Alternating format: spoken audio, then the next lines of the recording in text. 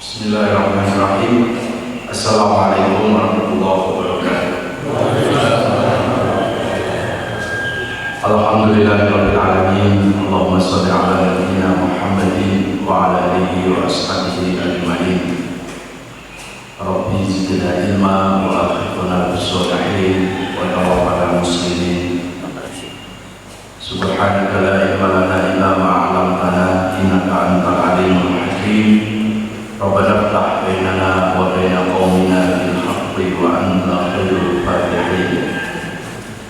A'udzu bikalimatillahi tammati min syarri ma khalaq. Bismillahirrahmanirrahim. La yadurru ma'a ismihi syai'un fil ardi wa la fis samaa'i wa huwas samii'ul 'aliim. Hasbunallahu wa ni'mal wakiil, ni'mal mawla wa ni'man nasiir. Hasbunallahu wa ni'mal wakiil, ni'mal mawla wa ni'man nasiir. Hasbunallahu wa ni'mal wakiil, ni'mal mawla wa ni'man nasiir. La haula wa la quwwata illa billahil 'aliyyil 'azim. Amma ba'd. Bapak Ibu jamaah salat subuh yang dirahmati Allah, alhamdulillahirabbil alamin. Kita bersyukur kepada Allah.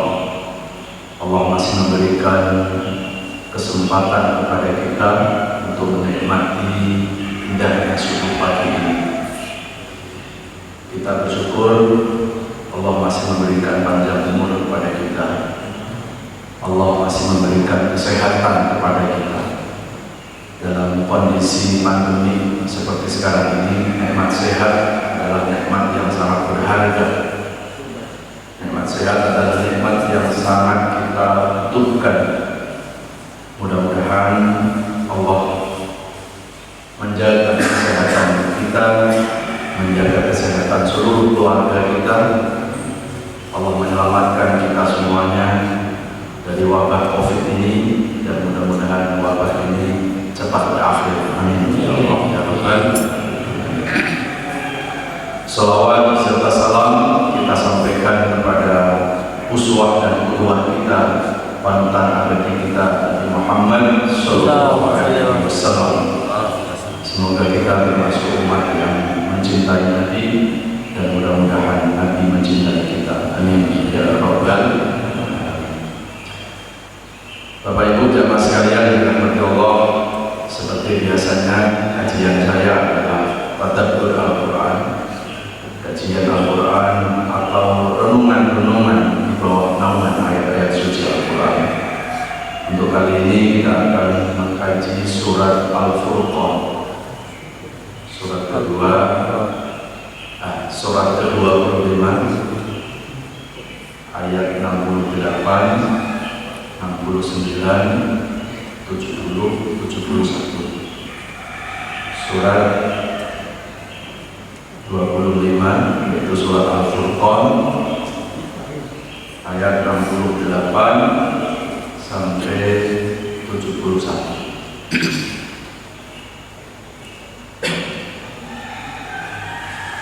A'udzu billahi minasy syaithanir rajim.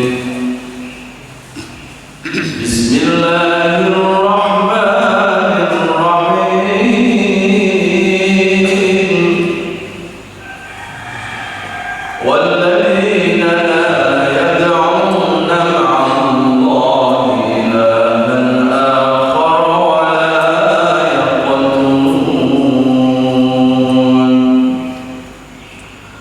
wa la yaqtulun an-nafs allati harrama Allah illa bil haqqi wa la yaznun wa man yaf'al dhalika yalqa athama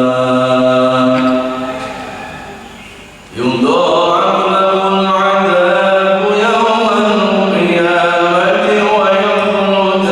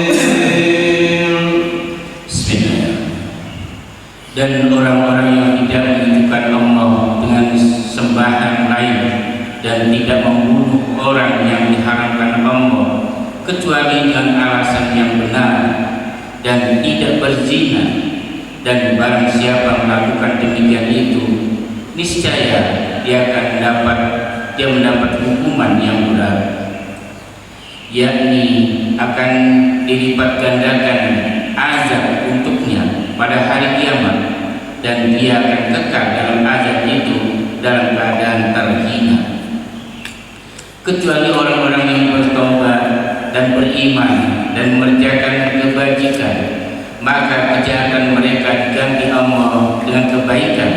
Allah Maha Pengampun, Maha Penyayang. Dan barang siapa bertobat dan mengerjakan kebajikan, maka sesungguhnya dia bertobat kepada Allah dengan tobat yang sebenar-benarnya. Sadaqallahul Nabi. Sadaqallahul Azim. Maha Allah atas segala firman. Bapak Ibu jamaah subuh yang dirahmati Allah, surat Al-Furqan surat 25 ayat 68 sampai 71 tadi itu termasuk kategori ayat-ayat Al-Mandiyah. Apa maksud ayat-ayat Al-Mandiyah? Ayat Al-Mandiyah itu adalah ayat-ayat yang menjelaskan tentang larangan-larangan Allah. Ada lagi yang disebut dengan ayat Al-Ma'murat. Jadi kalau ayat Al-Ma'murat itu ayat-ayat yang bicara tentang perintah-perintah. Jadi salah satu intisari dari isi Al-Quran itu ada surat Al-Mandiyah, surat tentang larangan-larangan Allah. Nah, kalau larangan ini dilakukan, kemudian Allah akan memberikan peringatan, memberikan punishment. Ada ayat Al-Ma'murat, ini ayat tentang perintah, kalau itu dilakukan Allah akan memberikan pahala atau reward. Nah, sekarang kita akan membahas ayat-ayat yang dikategorikan Al-Mandiyah, ayat-ayat yang bicara tentang larangan-larangan Allah. Ayat 68, walladzina la yad'una ma'allahi ilahan akhar wa la yaqtuluna an-nafsa allati haramallahu illa bil haqq wa la yaznun wa may yaf'al dzalika yalqa asama.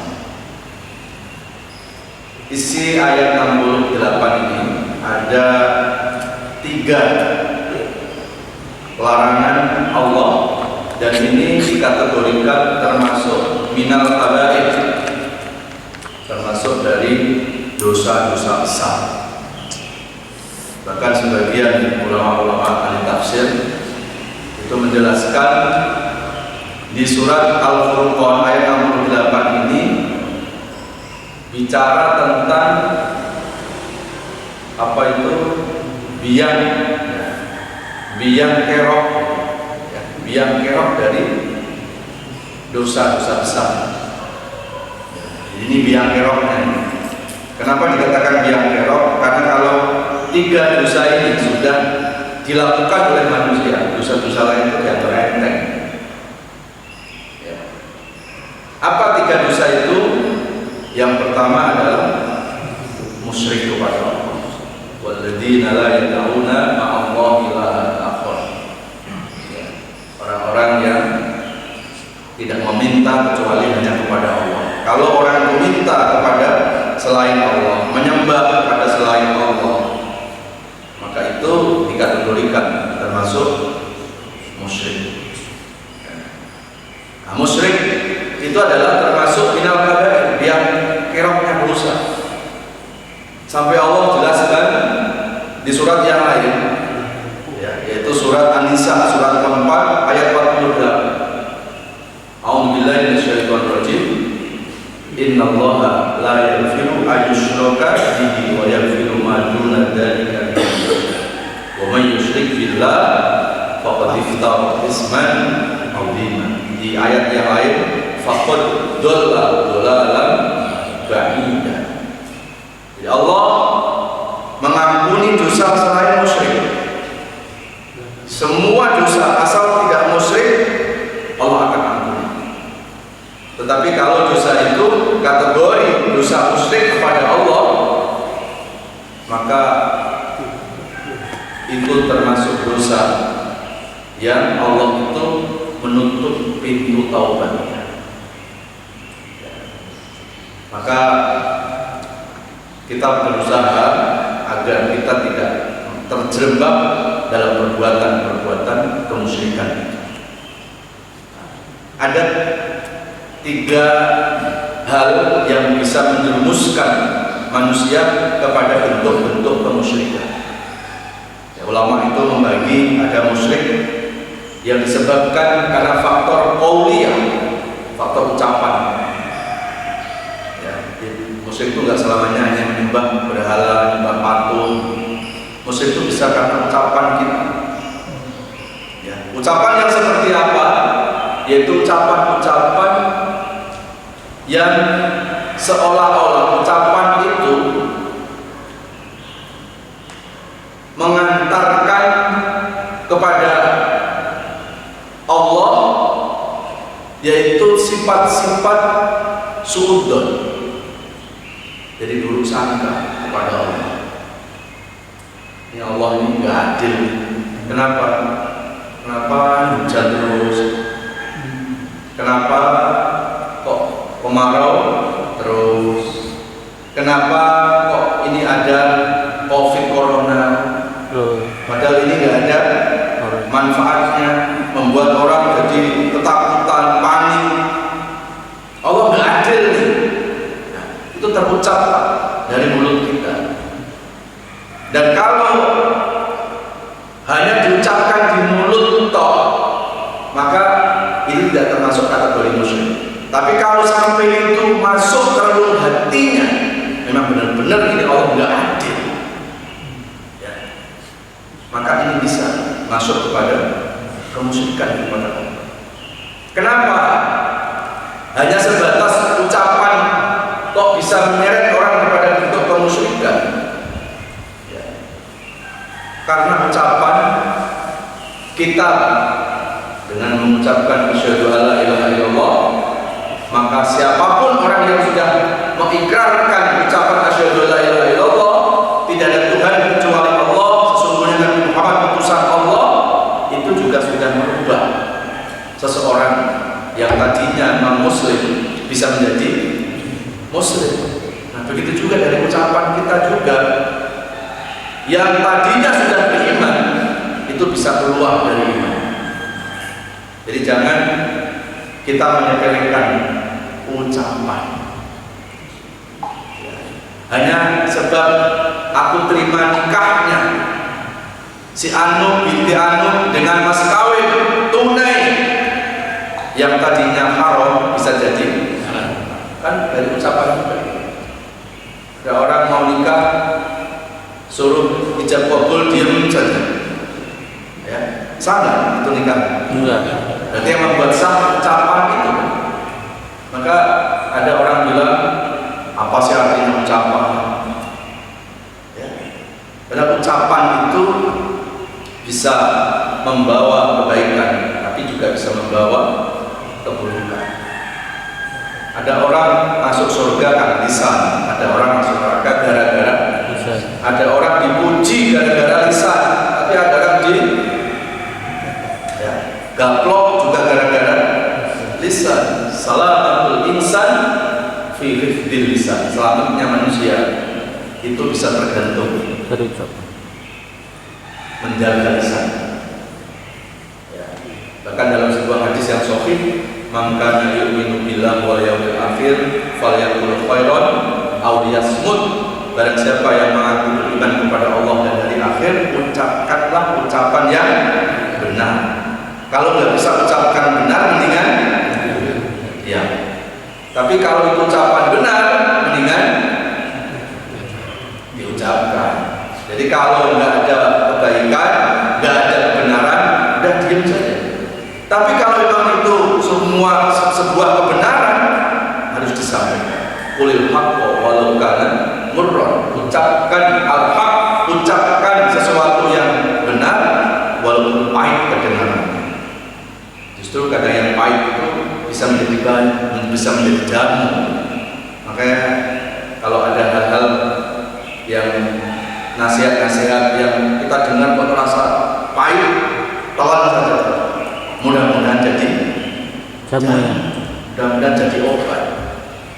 Jamu itu pahit, tapi kalau orang senang minum jamu, insya Allah sehat.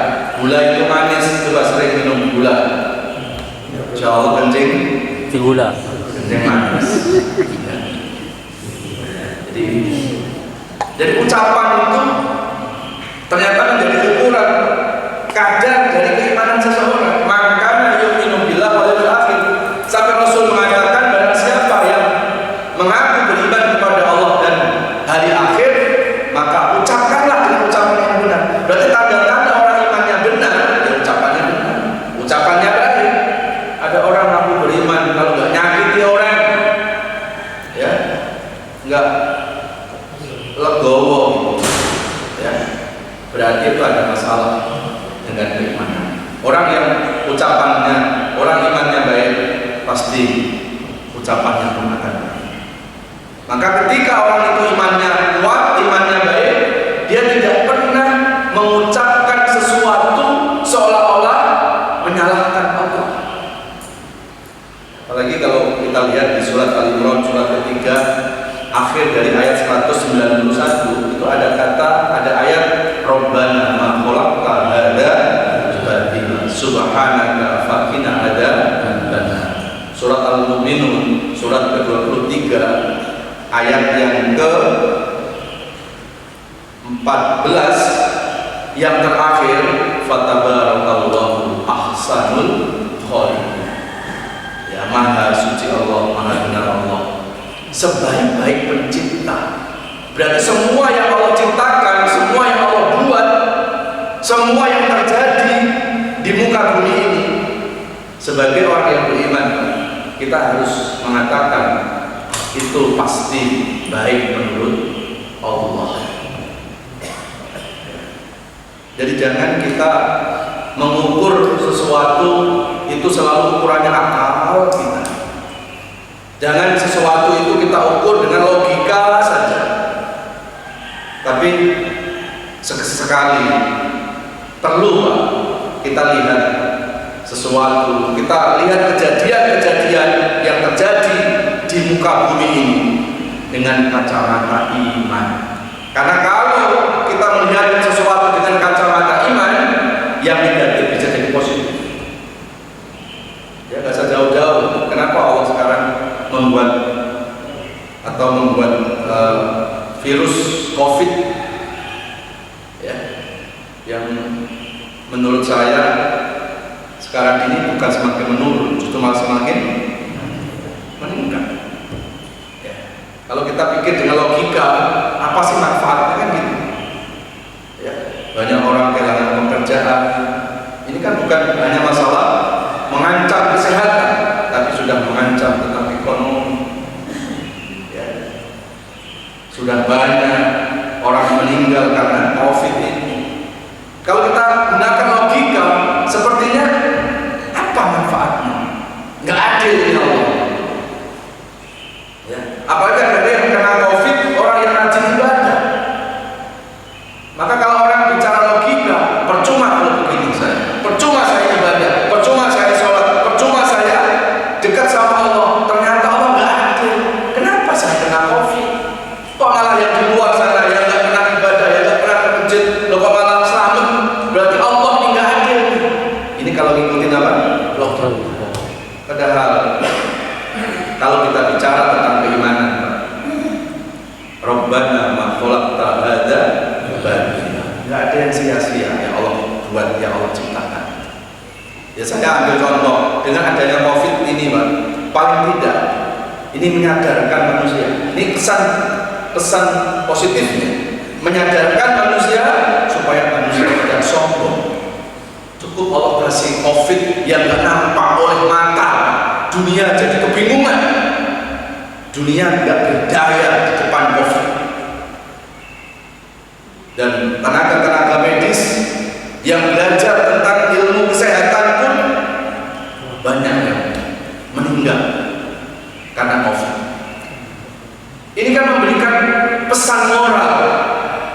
supaya manusia itu tidak membesarkan diri, supaya membesarkan Allah Subhanahu wa Ta'ala. Betapa manusia itu sangat lemah, betapa manusia itu tidak punya kekuatan sama sekali.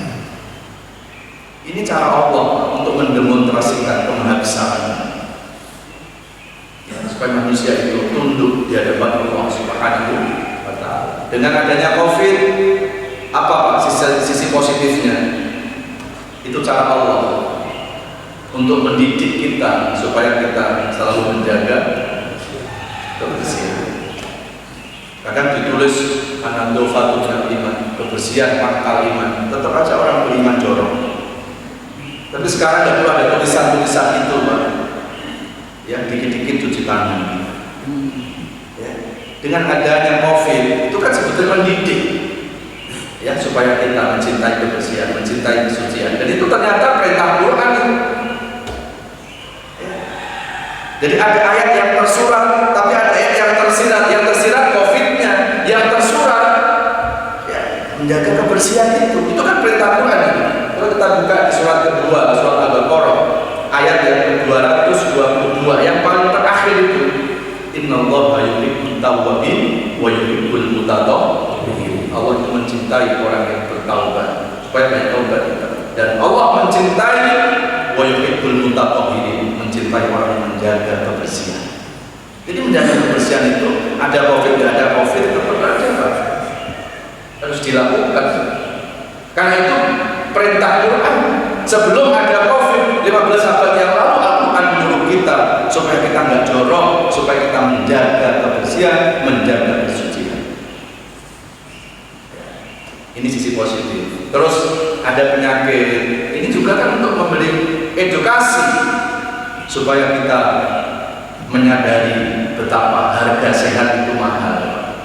Orang tuh tahu harga sehat mahal kapan? Saat sakit.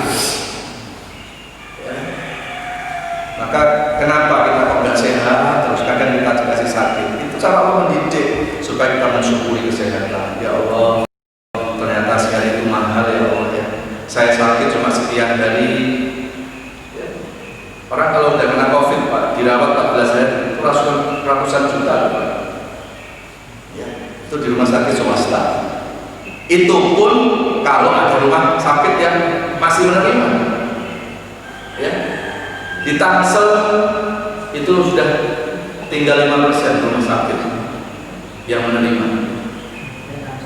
Di Jakarta itu sudah nggak ada rumah sakit, nggak ada ruang. Itu sudah harus pakai apa? Itu pun susah untuk cari tempat. Kadang ditaruh-taruh di buat tenda. Ya. Jadi ini cara Allah untuk mendidik kita supaya kita paham bahwa sehat itu mahal. Coba sakit 14 hari ratusan juta yang kita keluarkan. Ini kita sehat dari mulai bayi sampai sekarang, suruh bayar ke Allah bisa. Hanya cuma 14 hari saja. Dikasih sakit, sehat diambil oleh Allah, kita keluarkan uang gaji beberapa bulan, mungkin bisa 4 tahunan. Jadi jangan kita mengsanksikan Allah, jangan kita mendikte Allah. Kenapa Allah membuat ini? Kenapa Allah membuat itu? Ini Allah nggak adil. Kalau sampai itu kita masukkan ke dalam hati kita, itu bisa menyeret kepada kemusyrikan. Karena orang yang baik imannya kepada Allah, dia tidak akan pernah buruk sangka kepada Allah. Dia akan selalu husnudzon, berbaik sangka kepada Allah Subhanahu wa Ta'ala. Itu yang pertama. Yang kedua, ada musyrik karena fi'liyah, karena perbuatan. Ini seperti musyriknya orang-orang zaman jahiliyah dulu. Mereka menyembah berhala, menyembah patung. Tapi sekarang sudah jarang orang menyembah patung. Nggak ada orang Islam sekarang menyembah patung. Ya sekarang patungnya sudah berubah jadi harta, sudah berubah jadi jabatan. Hari ini berapa banyak orang Islam, ya, yang di rumahnya sudah nggak ada patung, berhala sudah nggak ada. Tapi hari ini berapa banyak orang-orang yang terlena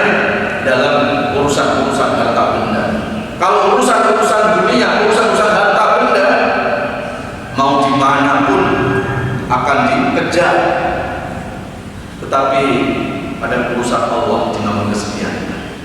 Orang yang seperti ini kan sesungguhnya dia telah menyembah harta, karena hartanya didahulukan Allah di nomor kesekian. Kalau dipanggil sama atasan, siap, mata belum mulai ke jalan. Siapa yang manggil? Atasan. Tapi dipanggil oleh Allah dengan suara azan, dikasih tahu azan subuh, baru azan. Sudah iqamat Pak, baru Komat. nah orang-orang dari masjid sudah pada pulang baru jam 5, baru setengah. Tapi coba dipanggil atasan, langsung, kapan bos? Sekarang, siap. Itu menyembah siapa? Menyembah atasan. Ya. Jadi patungnya sudah tidak ada di rumah-rumah kita, tapi kecintaan kita kepada dunia kadang itu menggeser kecintaan kita kepada Allah Subhanahu wa Ta'ala. Jemaah sekalian yang dirahmati Allah, kemudian ada musyrik yang ketiga karena akidah, keyakinan. Daganganmu sampai laris mas, ini karena cincin. Kalau nggak pakai cincin, seret. Dagangan nggak laku, cincin. Nah itu juga termasuk musyrik. Faktor keyakinan atau mitos. Tahu mitos Pak? Mitos dengan apa? Dengan peristiwa. Terus timbul sugesti. Dan itu diyakini. Berarti orang mau pergi kerja, ngambil gelas, tiba-tiba jatuh. Wah ini isyarat ada terjadi apa? Kalau saya pergi nih, ada musibah. Ya, Jangan pergi. itu diyakini. Itu termasuk mendahului Allah. Padahal ke depan ini kita nggak akan tahu apa yang terjadi pada diri kita. Tapi berapa banyak orang sudah meramal? Ya, itu hati-hati.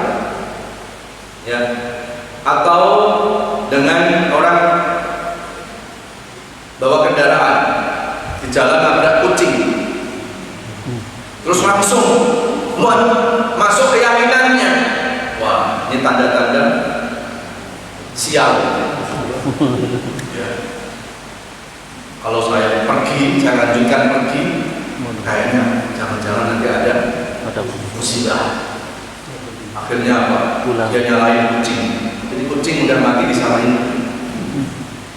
Ya. Terus apalagi keyakinan tentang masalah hari, ada hari baik, ada hari ya? kan ada kan? Ada. Padahal semua hari itu buatan Allah, tapi kita menganggap ini hari baik, ini hari tidak baik. Ya. Jadi jangan sampai ada keyakinan seperti itu. Ada suara burung di atas genteng.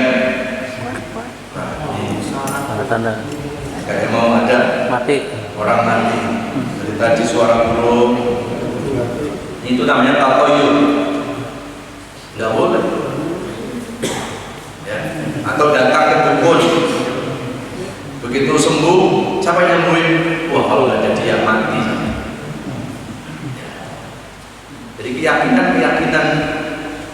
ya yang membesarkan selain Allah ini harus kita keluarkan dari hati kita. Ya. Jadi jangan sampai kita meyakini ada selain Allah yang lebih besar. Makanya kan setiap sholat yang kita baca pertama Allah. azan yang dikumandangkan oleh muazin bacaan apa? Allah. Bacaan sholat yang terbanyak adalah Allahu Akbar, Allah yang maha besar. Itu sering kita ucapkan di saat sholat. Tapi ketika di luar sholat, kenapa yang kita besarkan? Karena Allah lain yang besar toko, yang besar jabatan, yang besar diri kita. Di mana ucapan Allah Akbar yang kita baca di saat sholat?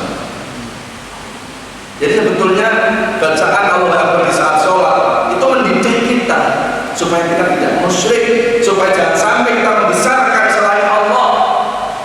Allah lah yang maha besar, selain Allah kecil. Ya. Jamaah sekalian yang dirahmati Allah Subhanahu wa Ta'ala. Ini penyebab kemusyrikan. Kemudian kembali lagi ke surat Al-Furqan, surat 25 ayat yang ke-68. Tadi baru satu dosa, ada 3 ya yang dosa, yang keroknya dosa. Selain musyrik apa? Yaitu membunuh. Ini Allah jelaskan di surat Al-Maidah, surat yang ke-5 ayat 32. Wa man qatalan nasa faka'annama qatalan nasa jami'an wa man ahyan nas faka'annama ahyan nasa jami'an, sampai akhir ayat. Al-Maidah surat 5 ayat 32. Membunuh itu termasuk minal kabair, yang keroknya dosa selain kemusyrikan. Kata Quran, barang siapa yang membunuh satu nyawa manusia tanpa ada alasan yang hak, itu dosanya sama dengan membunuh seluruh manusia di dunia. Jumlah manusia di dunia ada berapa? Sekarang ini saja 7,5 miliar. Itu dosanya dibebankan ke orang membunuh satu orang. Jadi nggak boleh kita itu menyepelekan nyawa manusia. Jangankan menghilangkan nyawa manusia, menghilangkan kehidupannya manusia. Bapak Ibu pernah baca hadis kan? Kata Rasulullah, ada orang tidak bisa masuk surga, itu bukan karena dosa besar. Sahabat kaget, kok ada orang masuk neraka bukan karena dosa besar. Lalu karena apa ya Rasulullah? Apa jawab Rasul? Ada orang tidak bisa masuk surga karena dulu orang tersebut pernah mendolimi kucing yang ada di rumahnya. Hadis sahih. Menyakiti binatang saja, itu seseorang haram masuk surga. Apalagi sampai menghilangkan nyawa orang. Kenapa membunuh itu termasuk dosa besar? Karena ketika kalau yang dibunuh itu seorang bapak, sesungguhnya orang itu bukan hanya membunuh bapak itu, tapi membunuh ekonomi keluarga, membunuh cita-cita anak dan istrinya, membunuh harapan keluarganya.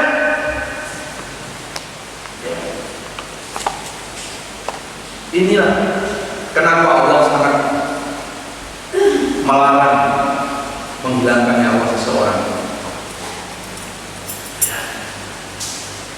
Karena apa? Nyawa itu adalah titipan Allah. Allah yang membuat, dan hanya Allah yang boleh untuk menghilangkan nyawa. Kecuali kalau darurat. Ya, apa darurat itu? Dalam peperangan, ya, duel dengan musuh. Kalau kita nggak bunuh dia, dia bunuh kita. Boleh nggak orang itu kita bunuh? Boleh. Karena itu sebetulnya bukan mau menghilangkan nyawa dia, menyelamatkan nyawa kita.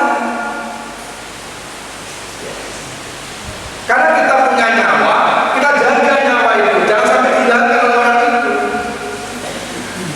Jadi sebetulnya bukan menghilangkan nyawanya dia, tapi untuk menyelamatkan nyawa kita. Ya, atau rumah kita dimasukin perampok bawa senjata, dia akan mengambil harta, bahkan akan membunuh anak istri kita. Terus kita bunuh perampok itu tidak termasuk dalam kabar, bahkan itu wajib hukumnya. Ya. Atau dalam urusan kisos, kalau kita dalam hukum Islam, membunuh orang harus dibunuh. Kalau keluarga yang terbunuh tidak ikhlas, tidak memaafkan, ya, itu boleh. Tapi selain itu tidak boleh main tembak, ya, nggak boleh. Karena nyawa itu sangat dihargai oleh Allah. Bahkan kalau kita buka ini Pak, yang haram itu bisa jadi halal kalau itu untuk menjaga nyawa. Ya, ada orang tersesat di tengah hutan, bekal makanan habis, yang ada cuma tikus, yang ada cuma apa? Ular. Boleh nggak makan daging tikus? Kenapa dibolehkan? Karena untuk melangsungkan kehidupan, untuk menjaga nyawa.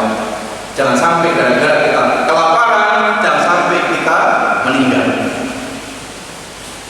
Jadi Allah sangat memuliakan nyawa manusia. Jadi nggak boleh selain Allah itu merenggut nyawa manusia, kecuali kalau ada alasan-alasan yang hak. Bahkan pernah ada satu kisah di mana Rasulullah itu pernah melarang seorang sahabat yang habis makan lalapnya pakai bawang. Nah, Rasulullah SAW an akli saumi wa alla yaqrabanna ahaduhum masjidah. Ya. Membunuh itu kan melakukan kekerasan fisik kan? Ya. Rasulullah itu pernah melarang ada sahabat yang habis makan lalap pakai bawang dan setelah itu dia nggak siwak. Kalau sekarang nggak sikat gigi. Sahabat itu mau datang ke masjid, langsung Rasul melarang, kamu jangan datang ke masjidku. Sahabat protes, ya Rasul, kenapa kamu melarang? Nggak boleh pergi ke masjid. Bukankah pergi ke masjid itu perintah Allah? Bukankah pergi ke masjid itu perintahmu? Kenapa Anda melarangku? Apa jawab Rasulullah? Aku khawatir bau mulutmu itu mengganggu kenyamanan orang-orang yang ada di masjid. Coba lihat di sini, Pak, ada nggak kekerasan fisik? Coba kekerasan apa? Hanya hawa mulut saja. Oh, yang penting sholat khusyuk Pak Ustaz. Ya sholat kita khusyuk, sebelah kita kapan dulu ya. Ya. Itu nggak ada kekerasan fisik loh.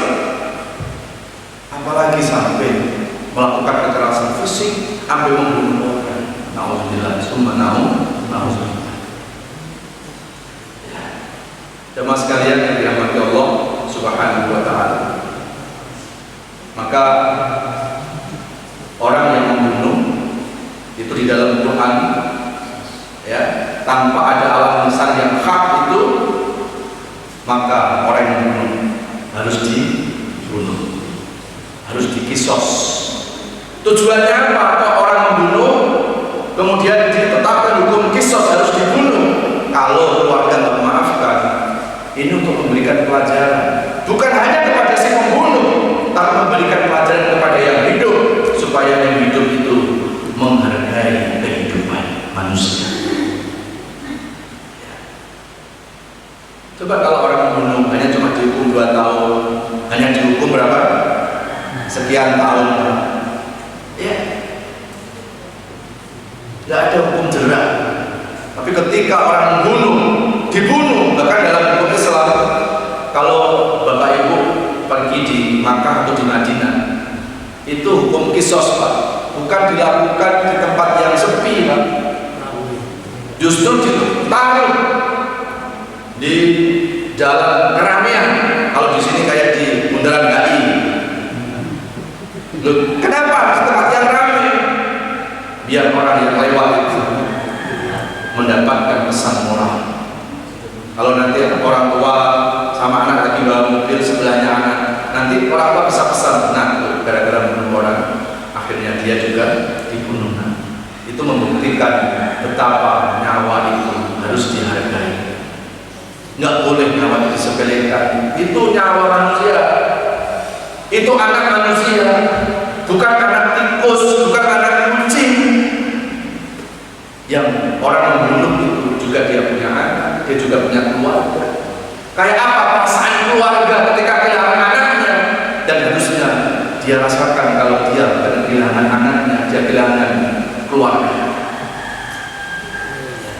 Maka ketika orang sudah tidak bisa memikirkan pikiran-pikiran jernih seperti itu, maka jangan-jangan memang hatinya itu sudah dimatikan oleh Allah Subhanahu wa ta'ala. Kalau hati sudah mati apa? Khatamallahu ala qulubihim wa ala sam'ihim wa ala absarihim ghishawa wa lahum adzabun. Kalau orang sudah dimatikan hatinya, disegel hatinya oleh Allah, sudah tidak bisa melihat kebenaran. Padahal tidak salah, nggak pernah mengakui kesalahan.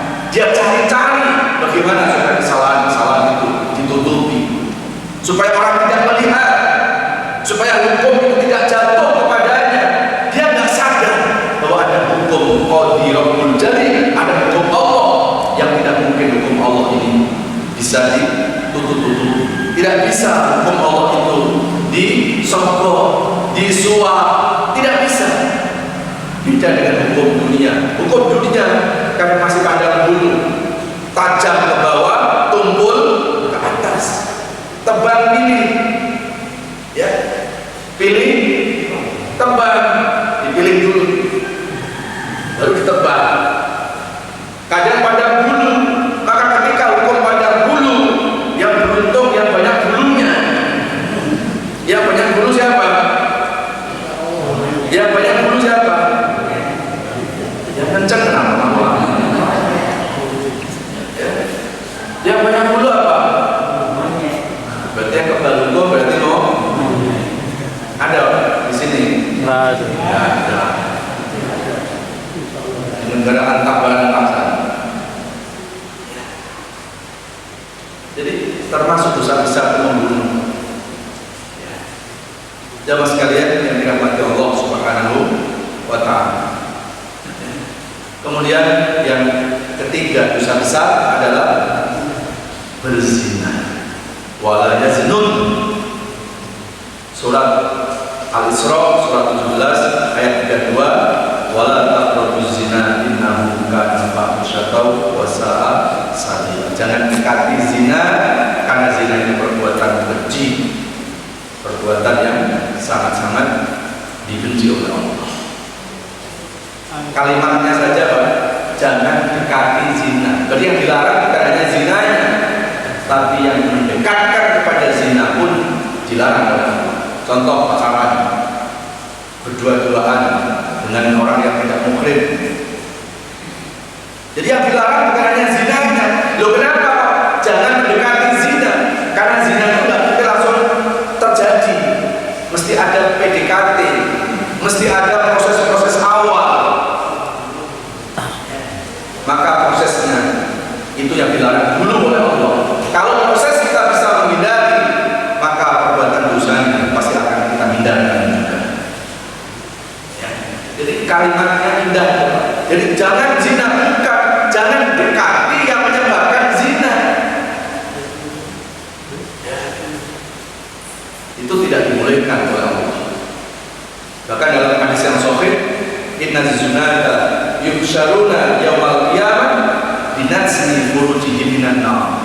Orang yang berzina nanti pada hari kiamat akan dibangkitkan oleh Allah binatsni furujihim, dengan bau kelamin yang sangat busuk. Kelaminnya itu akan berbau busuk sehingga orang-orang yang ahli neraka, di neraka masih merasa bau busuknya itu. Padahal orang di neraka itu orang sudah disiksa, udah ngerasain siksa loh Pak. Itu masih merasakan bau busuk orang yang berzina dari alat kemaluannya. Kita tidak usah bicara hukum di akhirat. Di dunia saja, orang kalau sudah melakukan perzinahan, gonta ganti pasangan, Pak, kan Allah kasih penyakit sampai sekarang belum ada obatnya. Ada penyakit air, ada penyakit sifilis yang sampai sekarang ini belum ada obatnya. Ini hukum di dunia, siksa di dunia, apalagi siksa di akhirat. Bahkan sampai dalam hadis, orang kalau berzina satu kali 40 tahun amal kebaikannya ditolak oleh Allah, tidak akan diterima oleh Allah. Ya. Kalau yang zinanya anak muda mungkin 40 tahun masih ada umurnya. Itu pun udah nggak diterima amal-amal 40 tahun ke depan. Nah, kalau yang zina itu kakek-kakek, nenek-nenek gimana? Ya. Yang belum tentu umurnya 40 tahun akan sampai. Ya. Jadi 40 tahun akan ke depan orang yang berzina itu tidak diterima oleh Allah Subhanahu wa Ta'ala. Ya. Maka larangannya sangat keras dari Quran. Jangan dekati yang menyebabkan zina. Bukan cuma hanya zina, proses-prosesnya. Maka kenapa Islam memberikan solusi? Karena senang sama lain jenis, maka Allah memberi wadah yang namanya pernikahan. Itulah cara menyalurkan nafsu seks kepada lain jenis. Diatur oleh Quran, diatur oleh Islam. Jadi tidak main asal serobot sana, serobot sini, asal senang langsung melakukan perzinahan. Kalau itu yang terjadi, apa bedanya manusia dengan yang berkaki 4? Kalau yang berkaki 4 tidak pakai nikah nggak apa-apa. Ya, makanya zina itu disebut kumpul. Maka pantas itu kumpulnya harus sama kebo itu. Ya. Jadi Allah memberikan wadah namanya pernikahan. Sampai Nabi mengatakan nikah nisudin, nikah itu separuhnya agama. Jadi kalau orang itu menikah, sesungguhnya dia telah menyempurnakan separuh agamanya. Ada bapak-bapak itu yang bilang, itu kan nikah kalau yang pertama, Ustaz. Kalau nikah yang kedua, berarti sudah. Ini jangan salah tafsir. Kan boleh Pak Ustaz nikah 1, nikah 2, nikah 3, nikah 4. Siapa yang melarang? Nggak dilarang. Tapi jangan cuma hanya memikirkan boleh 1, boleh 2, boleh 3, boleh 4. Lihat dong ayatnya yang lengkap itu. Ayat lengkapnya itu fankihu ma qabalakum minan nisa masna wa sulasa wa rubah. Jangan dititik di situ, Pak. Lanjutkan sampai akhir ayat. Fa'il lam ta'dilu fawahidah. Jadi penekanan surat An-Nisa ayat 3 itu bukan pada poligaminya. Penekanan surat An-Nisa ayat ketiga itu kepada keadilannya, adil yang ditekankan. Ini bacanya potongan-potongan ayat sih. Ya. Nikahi istri boleh 2, boleh 3, boleh 4. Langsung dia ngomong sama istrinya, mau masuk surga kan? Kalau mau masuk surga, izinkan dong saya bisa mengamalkan Quran. Emang kenapa? Itu Quran membolehkan 2, 3, 4. Istrinya sudah pernah ngaji sama Ustaz Abdul, langsung, Pak, bacanya jangan potong di situ, Pak. Lihat ayat lanjutan. Fa'il lam ta'dilu, kalau tidak bisa adil, fawahidah, maka 1 saja. Berarti penekanan surat An-Nisa ayat 3 bukan poligaminya, penekanannya adalah pada adilnya. Kalau bicara adil, nggak perlu 2, nggak perlu 3, nggak perlu 4. 1 istri kalau nggak adil, dosa. Setuju, Bu? Ya, itu mah ibu.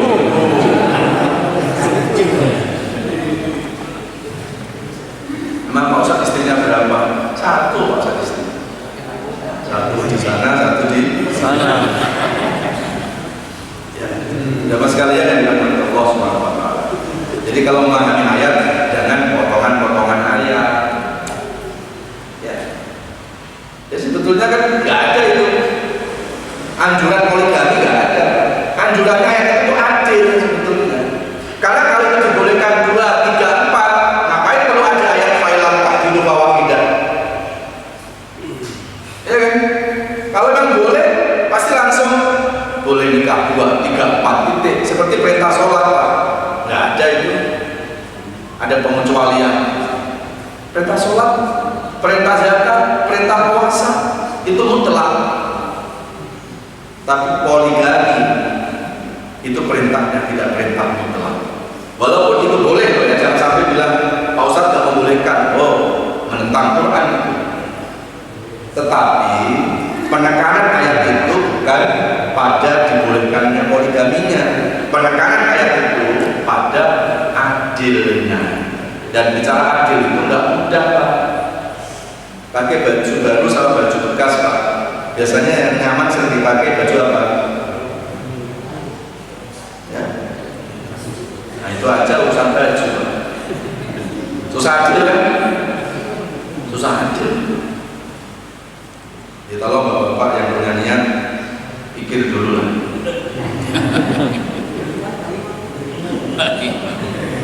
Bapak sekalian yang dirahmati Allah KM dulu. Lanjut kita lihat ayat 68. Wa may yaf'al dzalika yalqa asam. Barang siapa yang melakukan 3 dosa tadi, musyrik, membunuh, berzina, maka itu adalah termasuk dosa besar. Itu afdalul adab, akan dilipat gandakan siksanya.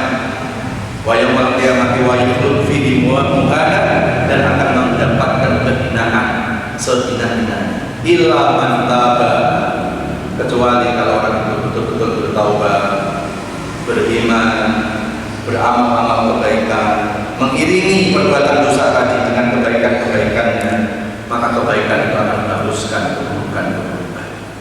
Wa man taba wa amila sholihah, ayat 70. Barang siapa yang bertaubat dan kemudian diikuti dengan perbuatan yang baik, fa innahu yatubu ila Allahi wa ta'ala, maka Allah akan mengampuni taubatnya. Ya. Nah, kaitan dengan musyrik katanya nggak diampuni Pak Ustaz. Ayat ini Pak, ini dihubungkan dengan orang musyrik yang dia tidak tahu perbuatan musyriknya itu. Ya. Tapi kalau sudah tahu perbuatan musyrik dilakukan, maka nggak ada pintu taubat. Seperti maaf orang-orang tua kita dulu Pak, ngasih sajen karena memang belum tahu tentang agama. Maka ketika bertaubat itu diterima oleh Allah. Itu maksudnya. Sahabat-sahabat sebelum masuk Islam seperti Abu Bakar, As-Siddiq, sahabat Umar bin Khattab, itu kan dulunya musyrik Pak, menyembah berhala. Tapi karena memang belum datang Islam, belum tahu tentang dosa musyrik itu, maka ketika bertaubat diampuni oleh Allah. Dan kita sudah tahu kita musyrik kepada Allah, maka pintu taubat itu tidak akan dibuka oleh Allah. Ya. Dalilnya mana? Hal yastabil ladzina ya'lamun wal ladzina la ya'lamun. Apakah sama orang yang ngerti dengan orang yang tidak ngerti? Apakah sama orang yang punya ilmu dengan orang yang tidak punya ilmu? Jawabannya beda. Bapak-bapak ngaji kayak gitu, sudah tahu kan? Terus dilakukan, maka itu dosa yang disengaja. Kalau itu hubungannya dengan musyrik kepada Allah, pintu taubat sudah tertutup. Ya. Baik, mudah-mudahan apa yang saya sampaikan ada manfaatnya. Amin ya Allah ya Rabbal alamin. Alhamdulillah Profesor yang akan menyampaikan pelajaran yang pada pagi hari ini itu terkait masalah surat Al-Imran ayat 68. Ada 3 larangan yang harus kita hindari. Yang pertama adalah perbuatan syirik. Inna syirka la dzulmun adzim. Syirik itu suatu kezaliman yang sangat besar. Yang kedua adalah membunuh tanpa alasan yang benar. Yang ketiga adalah mendekati zina. Mudah-mudahan kita semua terhindar dari 3 hal tersebut. Dan kita langsung pada sesi tanya jawab. Silakan. 1, ada lagi 2. Ya, 1, 2. Pagi mohon maju. Nggak sampai. Belum beli. Assalamualaikum warahmatullahi wabarakatuh. Waalaikumsalam. Ustaz, terkait perbuatan ulama dalam hadis dikatakan bahwa budaya membunuh itu dikarenakan takut dia memakan makanan kamu. Dalam bahasanya itu maksudnya. Yang kedua, berzina itu dengan istri tetangga. Dalam hadis yang lain dikatakan bahwa berzina dengan 10 orang wanita yang lain lebih ringan daripada berzina dengan istri tetangga. Mohon penjelasan Ustaz.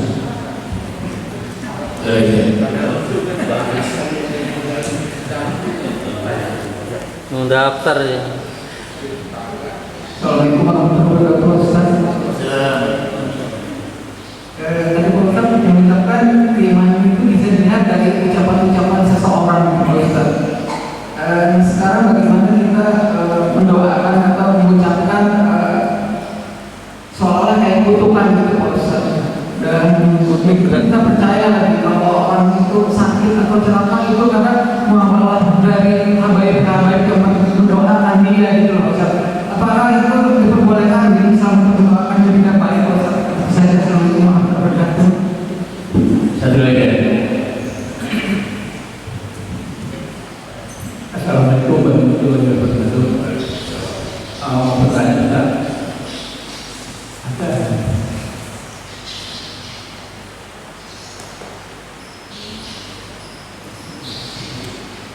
ada orang yang tujuan melakukan besar, kemudian mereka itu bertobat dengan menjalankan perbuatan yang berkaitan perbuatan saya, tapi tidak sesuai dengan, menurut saya tidak sesuai dengan saya agama.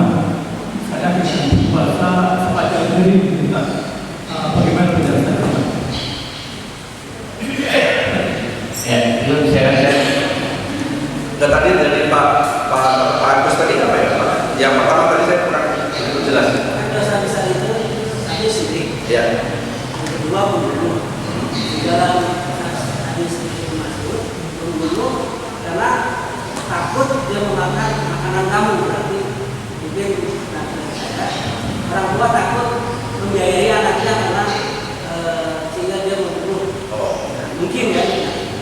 Yang kedua adalah berzina dengan istri tetangga. Dalam tafsir Sa'id bilang bahwa berzina dengan 10 orang wanita lain lebih ringan daripada berzina dengan istri tetangga. Kalau penjelasan Tetangga. Tetangga. Kalau sampai orang tua membunuh anak gara-gara takut nggak bisa ngasih makan anak, nggak bisa membiayai anak, pertanyaannya di mana keimanannya kepada Allah. anak itu titipan siapa?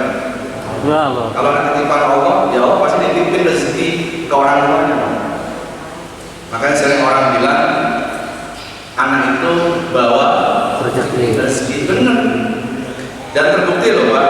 Coba ketika kita dulu masih muda bekerja, kadang gaji ada, tapi uang-uang itu nggak tahu kemana, nggak ngumpul. Tapi begitu sudah nikah, punya anak, punya rumah, bisa buat beli sendok, bisa buat beli piring. Dulu waktu muda belum mikirin piring, nggak tahu uang kemana. Begitu punya anak, justru saat itu kita bisa mendapatkan rezeki, bisa beli rumah, bisa beli kendaraan. Berarti kan anak itu memang membawa rezeki. Jadi bisa jadi seorang bapak yang bekerja di luar rumah, ya itu membawa uang, itu bisa jadi rezeki anak yang ada di rumah. Tangisan bayi yang haus mau menyusu, tapi susu ASI ibunya nggak keluar, tangisan bayi di tengah malam, itu doain orang tuanya supaya orang tuanya itu bisa beli susu. Dapat duit untuk bisa beli susu, itu sebetulnya karena tangisan bayi di tengah malam, karena itu rezeki anaknya bayinya. Dan itu di Quran sampai disebutkan oleh Allah, ya, di Al-Isra surat 17 ayat 29, di ayat 30, wala taqtulu nafsal latiha wala taqtulu auladakum khasyata imlaq nahnu narzuqukum wa iyyahum innahu kana fas'an qariba. Jangan pernah kita membunuh anak-anakmu karena takut miskin. Di Quran itu ayat 30. Ya, di surat Al-Isra ayat nggak boleh. Berarti termasuk di dalamnya apa? Membunuh Pak, aborsi termasuk nggak boleh. Ya, bahkan aborsi lebih besar dosanya karena belum sampai anak lahir di dunia sudah dibunuh. Ya, lebih dahsyat. Ya, itu perbuatan-perbuatan yang diharamkan oleh Allah Subhanahu Wa Taala. Jadi nggak usah takut bahwa anak itu menyusahkan orang tua. Anak itu insya Allah membawa rezeki. Ya. Kemudian yang kedua tentang zina. Ya, kalau bicara zina nggak usah diklasifikasi. Kalau zina ini misalnya ya kembali kepada Quran Al-Isra ayat 32 tadi. Wala taqrabu zina, kan di situ nggak ada zina tetangga, zina ya pokoknya perbuatan zina mau sama tetangga, istri tetangga, mau sama wanita lain itu termasuk minal kabair. Saya khawatir kalau nanti ada dosa di klasifikasi milih. nanti akhirnya dia berbuat dosa yang ini aja lebih ringan. Ya. Jadi kita kembali kepada ayat wala taqrabu zina. Ayat kedua. Al-Isra ayat kedua. Nah, itu kalimatnya sudah jelas. Ya.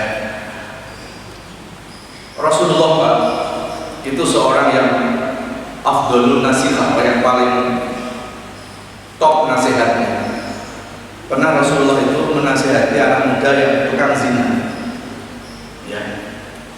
Dengan renungan-renungan yang sangat dahsyat sehingga anak muda yang tukang zina itu bisa bertobat dari perbuatan zina. Jadi saat Rasulullah memberi tausiah, maka anak muda itu duduk di belakang. Kalau dalam hadis itu, akhirnya anak muda tadi dia mengacungkan tangannya, fasyara bi usbu'i, dia mengacungkan jarinya. Ya Rasul, kami akan bertanya, ya Rasulullah, apa yang mau sampaikan tadi sungguh ajib, sungguh sangat luar biasa, menggetarkan hati kami. Ya Rasul, apa yang mau sampaikan sudah aku lakukan, tapi ada satu dosa ya Rasul yang aku belum bisa meninggalkan. Ya. Kemudian Rasulullah nggak mau lupa bertanya, dosamu apa? Karena kalau ditanya Rasulullah dosamu apa, kan dia nyebutin zina, berarti kan membuka aib di depan banyak orang. Itulah cara dakwah Rasul. Akhirnya Rasulullah memanggil fada'a ila rajul, Rasul memanggil anak muda tadi, dan kemudian Rasulullah minta supaya anak muda itu mendekat ke Rasulullah hatta yataqarraba Nabi ila fahidah sahabat, sehingga jengkolnya Rasulullah itu nempel dengan jengkol anak muda itu. Jadi yang lain tidak dengar apa yang diomongin Rasulullah dengan anak muda tadi. Akhirnya Rasul bertanya, dosamu apa? Kok sampai kamu nggak bisa ninggalin itu? Dia bilang, zina ya Rasul. Apakah Rasul langsung membuka surat Al-Isra tadi? Wala taqrabu zina? Enggak. Rasulullah hafal itu. Apakah Rasulullah langsung mengancam neraka paling dalam kan? Enggak. Tapi Rasulullah justru mengajak untuk merenung, muhasabah. Apa kata Rasulullah? Yang muda, kamu punya ibu? Punya. Ibumu perempuan? Perempuan. Kamu punya adik perempuan? Punya. Punya kakak perempuan? Punya. Kamu nanti mau punya anak perempuan? Mau ya Rasulullah? Saya mau bertanya, kalau ibumu dizinai sama orang, perasaanmu gimana? Oh, saya marah ya Rasul. Saya akan potong-potong, saya akan mutilasi orang yang berzina sama ibuku. Apa kata Rasulullah SAW? Bukankah ibumu seorang wanita? Dan ketika engkau menzinai wanita, sesungguhnya engkau telah menzinai ibumu sendiri. Sudah pergi sana. Udah, cuma itu Rasulullah. Ya. Anak muda tadi dipanggil Rasulullah dekat sama Nabi, itu ketakutan, pasti Rasul marah. Sama sekali Rasul tidak pernah marah pada sahabat tadi. Tidak mencaci, tidak langsung memvonis, menjas neraka, enggak. Tapi dengan sentuhan-sentuhan yang sangat indah. Akhirnya maaf, lain dari anak muda itu mau berzina. Ingat apa yang dikatakan Rasulullah. Kalau aku berzina pada wanita, ibuku seorang wanita. Kalau ibuku dizinai orang, aku marah. Kenapa aku menzinai wanita? Padahal ibuku juga seorang wanita. Dan kalau aku punya anak perempuan dizinai sama orang, aku tidak rela. Kenapa aku juga menzinai wanita? mengurungkan niat berzina. Berulang kali dicoba, nggak bisa dia berzina. Ingat apa yang disampaikan Rasul itu. Akhirnya keesokan hari datang ke Rasulullah. Ya Rasulullah, hari ini aku sudah bisa meninggalkan perbuatan zina ya Rasul. Luar biasa ya Rasulullah, akhlakmu luar biasa ya Rasulullah, mau'idhah hasanahmu. Hari ini aku tidak bisa berzina karena aku selalu teringat ibu kandungku. Itulah cara Rasulullah SAW berdakwah. Rasulullah mengajak, tidak mengejek. Rasulullah menyentuh, tidak menyinggung, merangkul, tidak memukul, mencuci, tidak mencaci. Ya. Nah, seperti tadi, ya. Mendoakan orang dengan doa yang tidak baik itu tidak dibolehkan. Kita doakan biar orang itu dapat hidayah. Ya kalau mau dihancurkan, biarkan Allah yang menghancurkan, biarkan Allah yang menghukum. Tapi tidak usah manusia ikut menghakimi, biarkan Allah yang menghukum. Tapi kita sebagai manusia doakan dia mendapatkan hidayah. Kenapa? Karena kalau orang sudah dapat hidayah, hidayah datang itu nggak pakai detik. Hari ini dia berbuat dosa, belum tentu besok. Maka kita tetap mendoakan supaya orang-orang yang tidak baik itu mendapat hidayah dari Allah. Seperti doa Rasulullah SAW kepada paman-pamannya yang jelas itu dolim kepada Rasul. Allahumma hdi qaumi fa innahum la ya'lamun. Jadi urusan kesalahannya orang biar Allah yang menghukum. Tidak usah kita minta, sebetulnya Allah sudah pasti menghukum. Tapi kita manusia diperintahkan untuk mendoakan yang terbaik, ya, agar mendapat apa? Hidayah. Innal huda hudallah. Sesungguhnya hidayah itu milik Allah. Jadi kalau kita mau membenci orang, jangan benci sama orang, tapi benci sama dosanya. Yang kita kutuk itu dosanya, yang kita kutuk kesalahannya, bukan manusianya. Ya. Walaupun karomna bani Adam, Allah memuliakan manusia. Ya. Kemudian langsung yang ketiga. Pak, kalau itu yang mubalah itu gimana Pak? Kenapa? Yang mubalah itu bukan mengkutuk. Mubalah itu adalah kita minta kepada Allah pembuktian. Ya Allah, di antara saya dengan si A, siapa yang terbaik? Kalau memang saya yang salah, biar saya yang kau hukum. Jadi Allah, bukan kita mengkutuk. Biar Allah nanti yang menentukan hukuman. Memang itu dalam Islam. Dalam Islam. Jadi bukan sumpah pocong. Sumpah pocong nggak ada dalam Islam. Sumpah pocong nggak ada. Yang ada mubahalah. Ada orang jelas-jelas orang berbuat dosa, yang menutupi dosanya, ajak mubahalah. Kalau memang benar-benar dia berdosa, mudah-mudahan dia nanti yang akan dihukum oleh Allah. Tapi kalau memang ada orang yang berdosa, biar orang itu yang tidak berdosa dan mendapat kemurkaan Allah. Tapi kalau orang itu baik, mudah-mudahan tidak kena hukuman Allah. Itu mubahalah. Jadi bukan mengutuk, kita serahkan kepada Allah. Dan mubahalah itu apa? Sesuatu yang memang harusnya, ya, harusnya tidak dilakukan sebetulnya.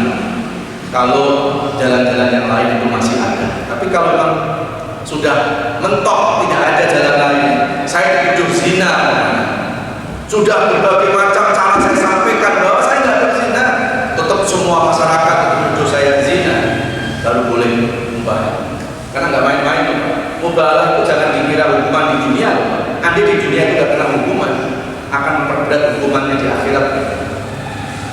Jadi jangan merasa alhamdulillah buktinya orang mubahalah nggak apa-apa, itu jangan jangan salah, itu menambah hukuman, memperberat hukuman di akhirat 2 kali lipat kalau nggak diberikan sisa di dunia. Jadi nggak main-main, jangan maksudnya jangan, kalau nggak darurat banget jangan. Tapi kalau udah terpaksa, maka jalan yang terakhir itu. Ya.